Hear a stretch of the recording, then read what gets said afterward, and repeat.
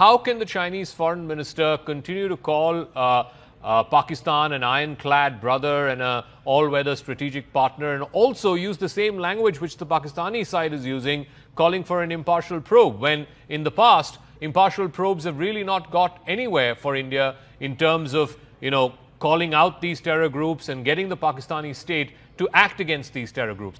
Thank you very much for having me. First of all, the deterioration of the situation between India and Pakistan as we speak is a reason for great concern.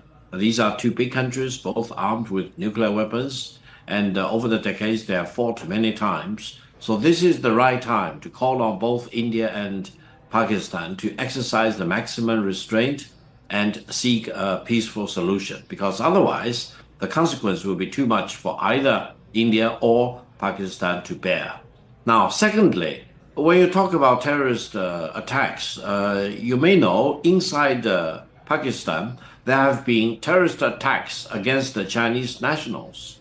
And we actually lost quite a few Chinese nationals inside Pakistan.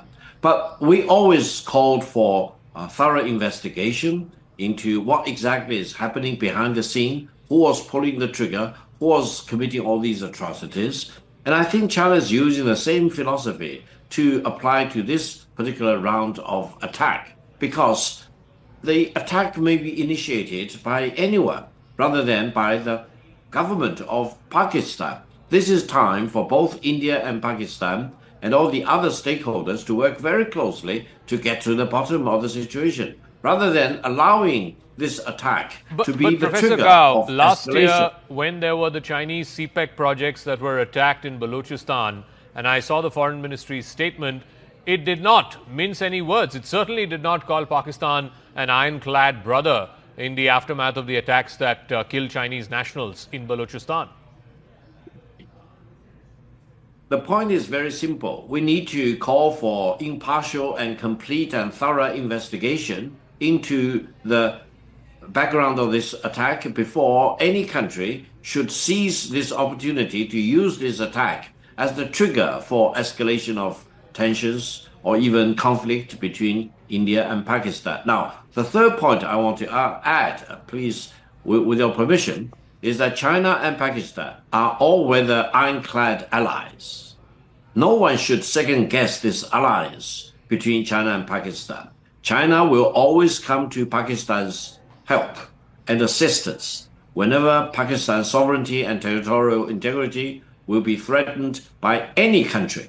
So this is a very serious matter. You're talking about a war between Pakistan and India on the one hand, and then you are talking about an ironclad alliance between China and Pakistan, and China's full commitment to defend Pakistan's sovereignty and territorial integrity. I'm glad, Professor Gao, you've been upfront here on our show. Professor Chalani, at least you can't fault him for hiding the Chinese game. He's upfront and he's saying that it'll come to Pakistan's defense, which is its ironclad brother. I was going through the amount of weapons that the Chinese have supplied to Pakistan. It's full of 2 pages full, from JF-17 fighter jets to Yuan-class submarines to the P-10 and P-15 missiles. I mean, 60% of Pakistan Army's weaponry today comes from China. And Professor Gao, I have issues with what you said, but I certainly will not fault you for being forthright. So, Professor Chalani. Well, this attempt to draw a false equivalence argument, trying to place the victim and the attacker on par, and then distorting why Chinese nationals have been killed in Pakistan. They have been killed in Pakistan because they have pursued projects in areas of separatist unrest. These separatist groups have warned China against exploiting the mineral resources and other natural resources in those lands, especially Balochistan. And yet China, with the assistance of the Pakistan military, has engaged in reckless exploitation of the mineral wealth of Balochistan. That's the reason why Chinese nationals have come under attack in Pakistan. In this case, here is one nation whose military has had long-standing ties with terror groups, cozy relationships with these terror groups, which has been responsible for serial attacks on civilians in India, that has been labeled by the West as a mecca of terrorism.